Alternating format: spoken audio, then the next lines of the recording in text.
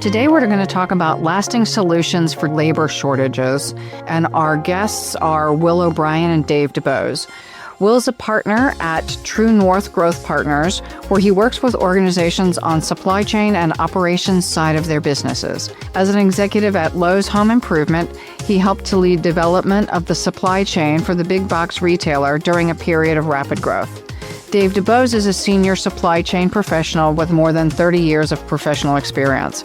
So let's start with the labor shortage for DC centers. How significant is the labor shortage, and how many people work in a typical DC? It's very significant. Columbus, where we are today, is at about 3% unemployment, and I think functional full employment is between 4 and 5%.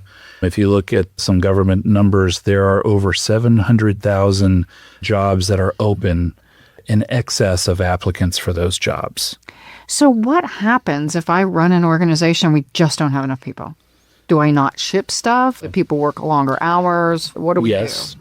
Yes, and to some extent, you're a little too late, but that doesn't keep an organization from scrambling. So They're going to be working on wage increases. They're going to be working on giving bonuses to stay or to sign on. There's going to be overtime, and that's where the leadership is really stressed in terms of how good of leaders they are, because a lot of times that ends up being taken out on the people.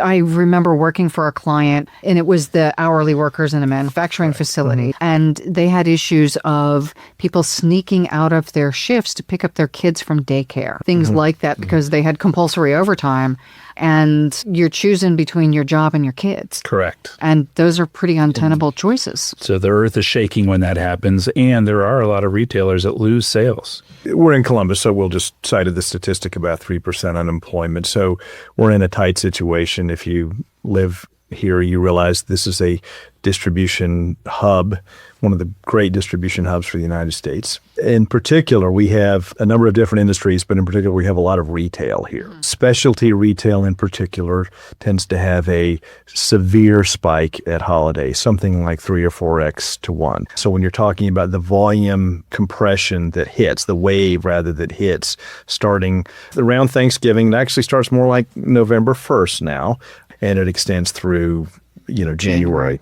And the companies that are out there are very, very well aware of this. They're all competing for the same resources, but they basically have a plan to go out and just acquire those temporary and seasonal resources because they know they're going to have this enormous spike.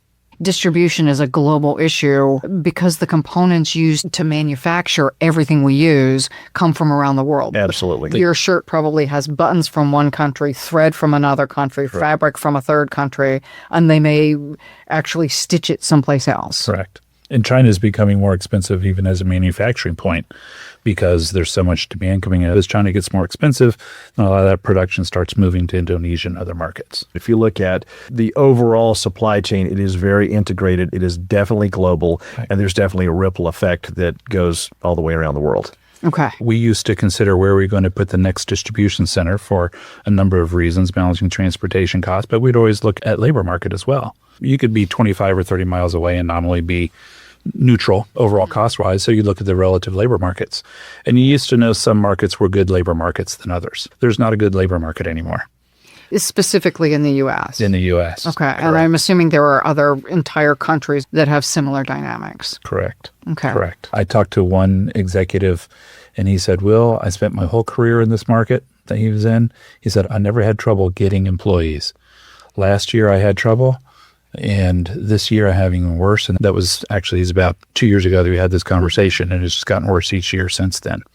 It's a challenge kind of across the board. What happens to DC operators when there aren't enough workers to fill the open roles? So think about it. I'm in a situation where I need to get 300 to 400 people to fulfill my peak season. If I blow fourth quarter, which is the peak season, I'll blow the financials for the whole year. That's a lot of corporate pressure coming down on you. I'm going to pay whatever I have to pay to get the people in here. And to the extent that I fail at that, I risk losing a lot of sales. And there are no shortage of retailers that have gone out of business because Christmas didn't show up. And part of that is because they couldn't fulfill. And if I have to pay whatever it costs, that eats into my margin. Now I'm selling unprofitably, right?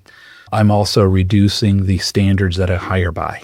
So I'm pulling people in, they can't pass my drug test. Who's got the backbone to stand up under that pressure I described and to say, no, I'm not going to hire this person when this person's willing to unload a truck for me? I talked to an operator and he said, Will, I hired 12 forklift operators. A week later, I only had 3. Now, those guys you want to be sober. Yes, most definitely. That's machinery. And there is some skills necessary because you're putting things up 20-something feet in the air, a very heavy pallet of product, right? So there's some skill to it. Okay. And he's having such trouble. I don't know what happened in weeks 2 or 3, how many of those 3 he kept, but I had to hire 12 to have 3 a week later. And I thought that was terrible. And I thought maybe that's just specific to him. And I talked to somebody in a whole other part of the country, and his answer was, yeah, that's about right. Yeah. We're laughing a little bit because some of it is a little bit funny, but you do have to really think about and contemplate these issues and do it in a very planful way.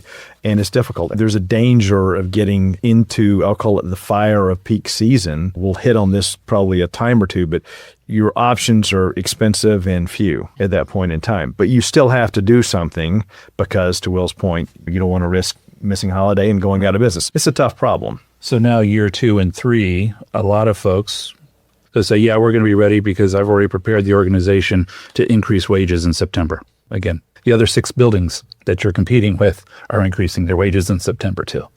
And I bet you Amazon will increase them more. I wonder about people moving from one industry to the next. So say I've got a robust construction industry in the summer and I need people to work in my DC in the winter. Is there a transition between labor fields where I can draw from people who are directing traffic during road work and they work in a DC in the winter? Yeah, and there's jobs that lend themselves to just about anybody can show up because unloading a truck is moving a box. And so there's other jobs that you're interacting with the screen and you have to be able to take instruction. You have to work at a certain pace. Right? You have to be literate. Right. And we still have people who Correct. aren't. Or you can design your systems for that. And that's a whole nother topic is there are people with mental and other challenges that you can design a lot of interfaces for that enable them to work from graphical images. Another subject, but it's a great workforce. Expands your employee pool too, frankly. And it's great for our communities. 100%. Talk about stickiness. That's one of the things, because when you give them that, you give them some independence, you give them some well-being that they never thought, or their parents never thought that they would have. Walgreens is a pioneer of that. And a lot of them, it's about screening them into the right job so they can work at productivity levels well beyond what your typical productivity levels are. I understand we're not limiting it to just DCs, but maybe the broader supply chain. Yeah, we've been using the term distribution, which is, I think, a very accurate term. I would broaden it probably a little bit more to logistics. So we're talking about physical movement of product, and we're focusing heavily on the distribution center and what happens, or in the distribution center, some people call it a warehouse, but really it is probably a little bit broader than that because you've got needs that are outside of that, up and down the supply chain. The DC and the logistics within the DC, I think, are really kind of the critical element here, because you run into a problem with just being able to get enough qualified people and keep them and retain them. And it happens to manufacturers as well. So it's manufacturing. Last week, my wife took a picture in the grocery store and sent it to me because she was appalled that there was a huge display of candy for Halloween.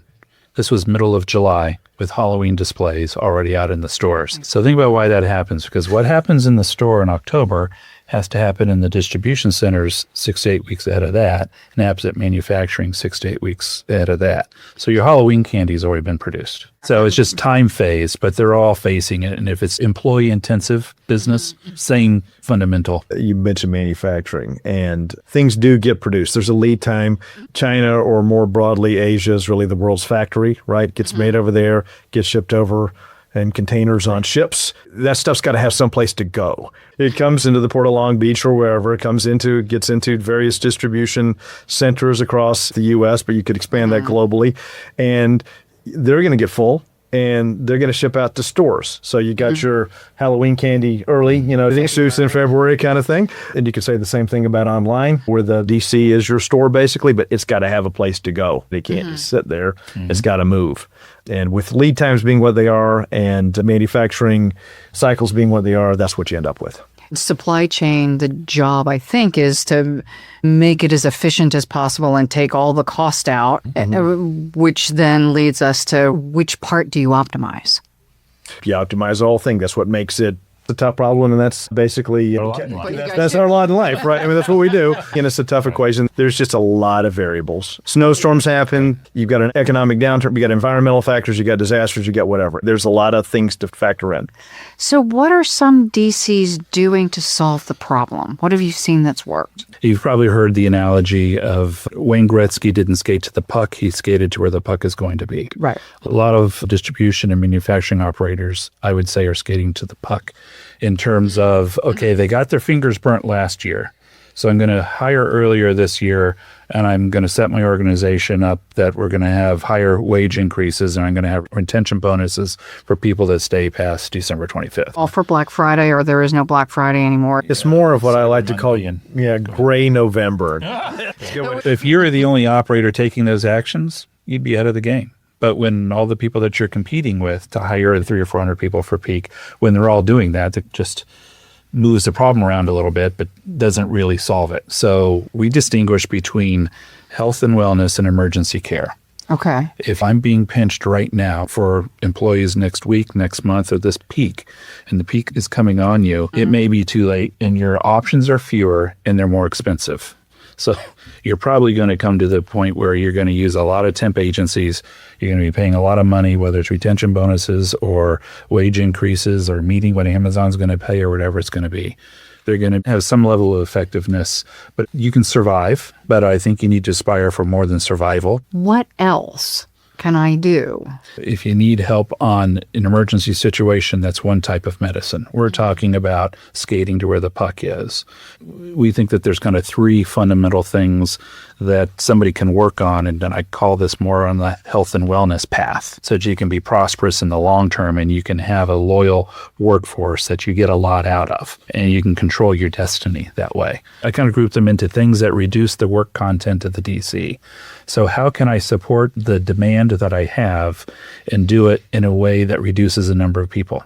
And we're going to talk about equipment, material handling equipment. We're going to talk about robotics. We're going to talk about a few things there. The other kind of group of things that I would suggest is be a sticky employer.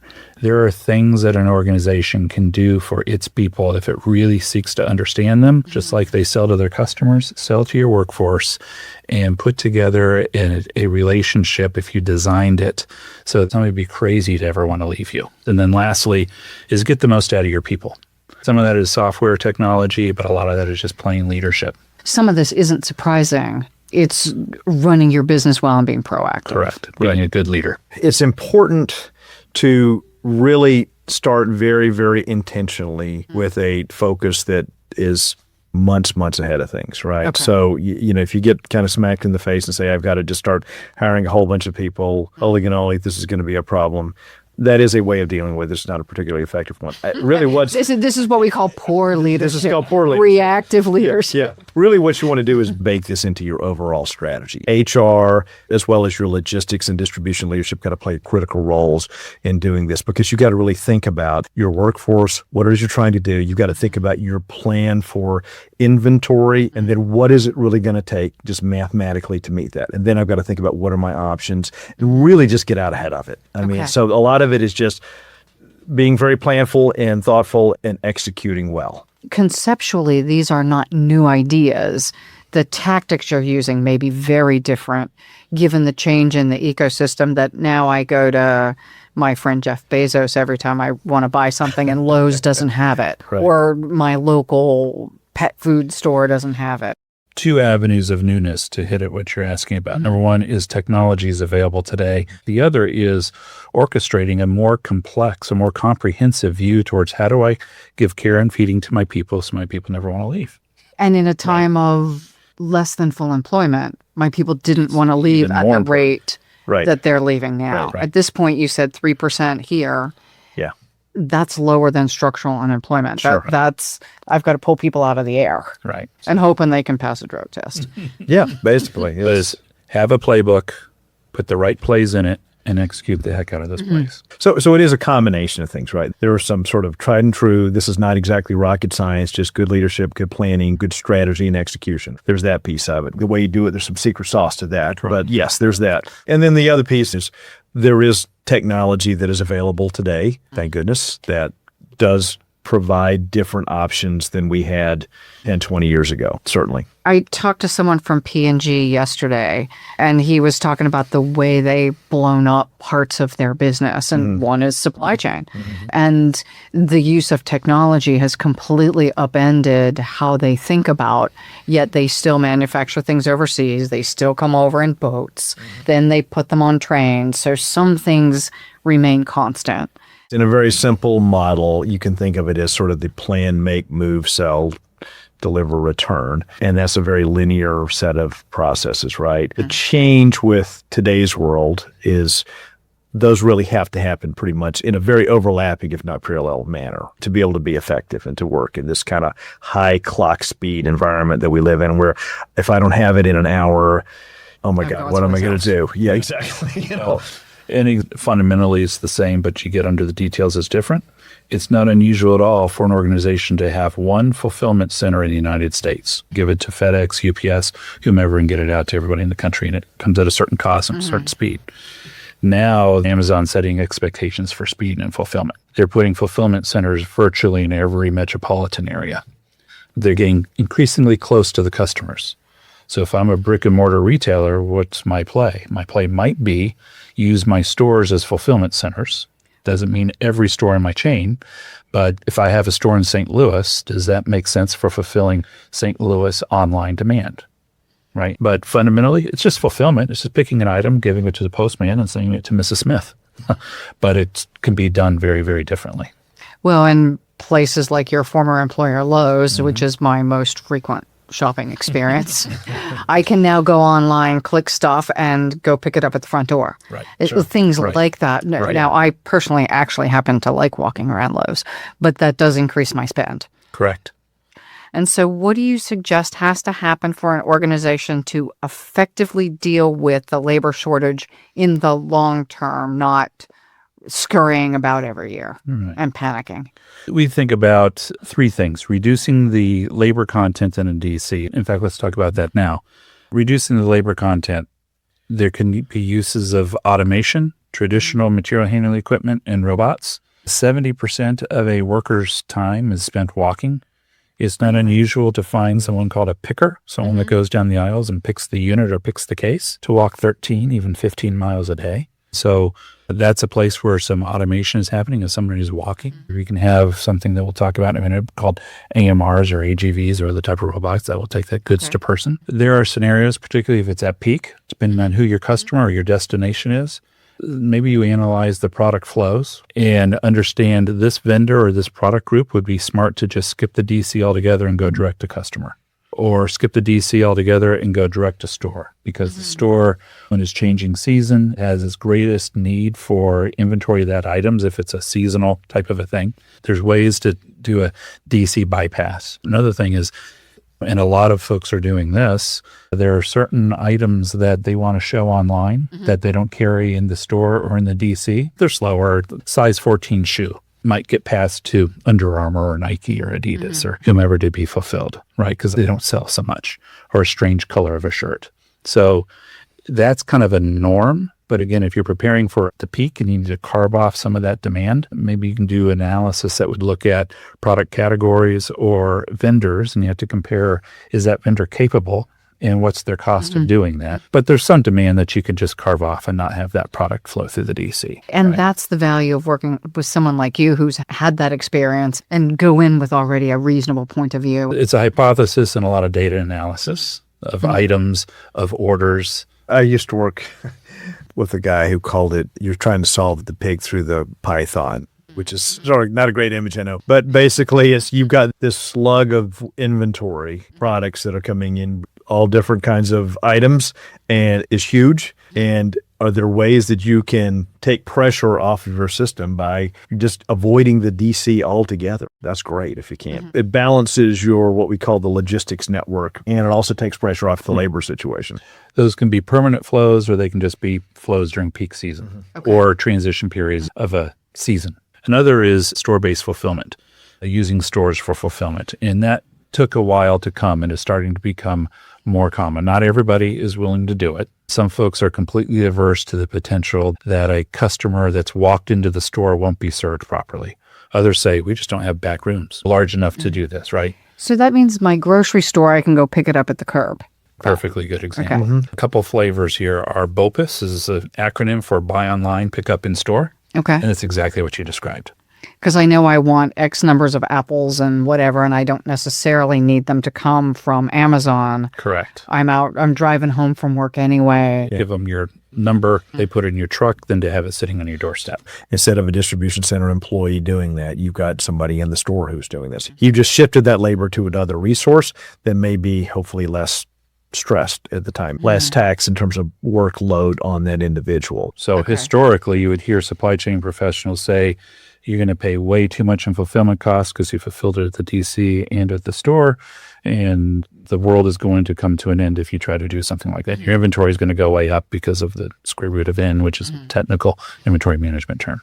The reality is Amazon is pushing the competitive for speed, for quality, and for local, which has changed the environment, which makes some answers that I might not do in the past, I'm willing to do. Number two, if you really analyze transportation and freight and handling, and if you take a nice sliver of items that you're willing to do that for, it's not necessarily at a cost disadvantage. In fact, that last mile, that putting something in UPS or FedEx from Memphis to San Diego can be pretty expensive. Or I could have it go on a full truckload or an LTL in my most economic mode to my store, my remote store. And that transportation is now much more economical, and I just have to do a local courier. So you got to net all those things out. That's that analysis that we were talking about.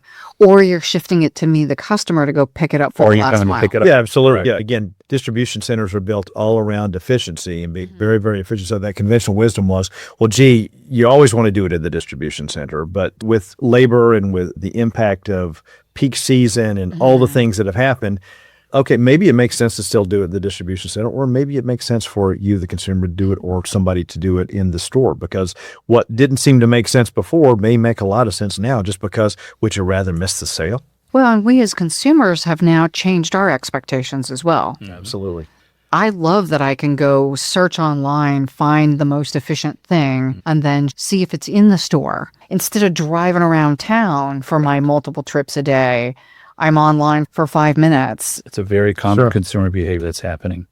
I had an executive from DSW speak on a panel that I was moderating at a conference once, and he said, we are 20 minutes away from 70% of our customers. 20 minutes away from 70% of our customers. Right. If you look at our stores, we can't afford to not use our stores for that type of fulfillment. So what's the Amazon effect? I'll get it to you fast. I can get it to you economically.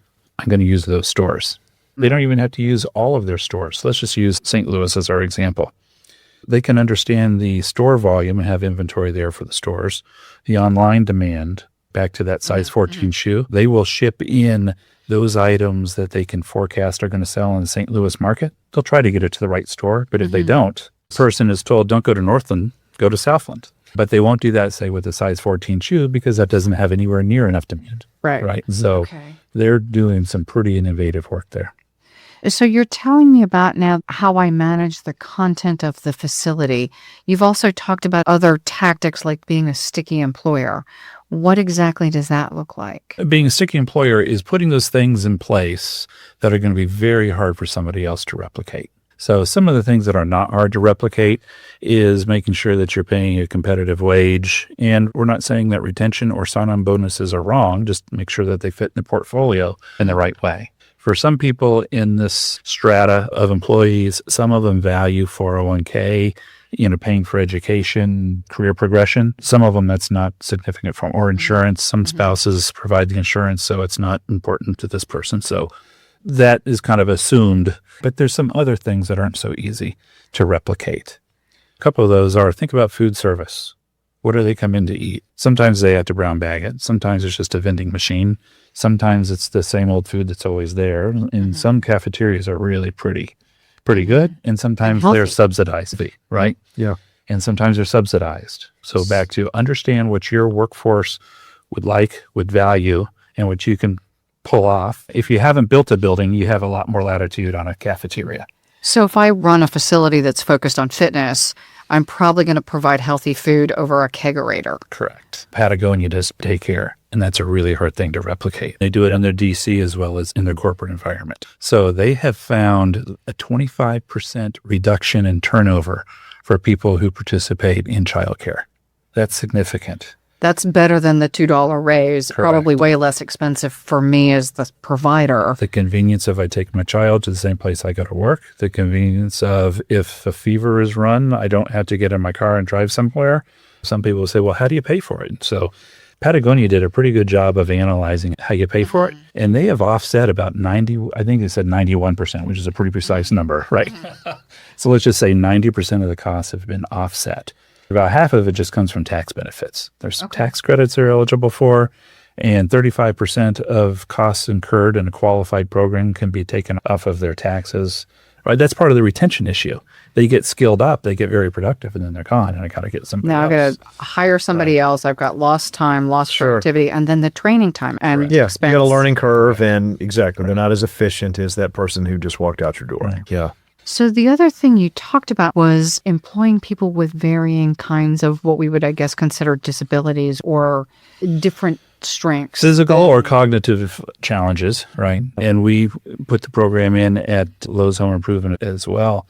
And it becomes a matter of there's some local agencies in the job training, and it's a mindset of screening people in, not screening people out. And it is absolutely a change the life for somebody business. There's examples where they might not take in information by reading. So, okay, the station you're at is the Jet.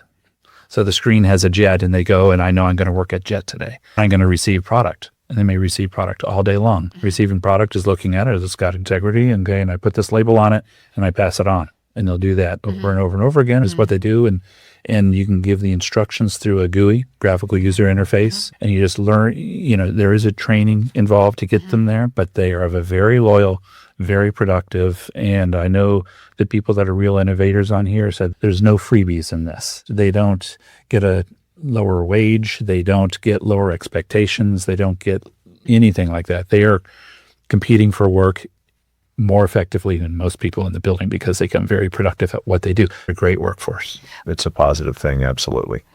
We've talked about facing labor shortages. You've talked about the three main solutions to get more out of the work, and that has to do with the content in the facilities, being a sticky employer, getting the most from your workforce. What did I miss? I think just in terms of getting the most from your workforce, there are some great new tools out there in the realm of automated material handling equipment, robots, fancy stuff like that. Frankly, also IT kinds of tools that use artificial intelligence to help manage your labor standards and really just make you much more efficient and supports what I'll call the human workforce in a better way. And there are some partners that Upshift is a partner that you can have, which enables you to tap into a completely different temporary workforce, kind of like Uber, keeps you from having to use a cab.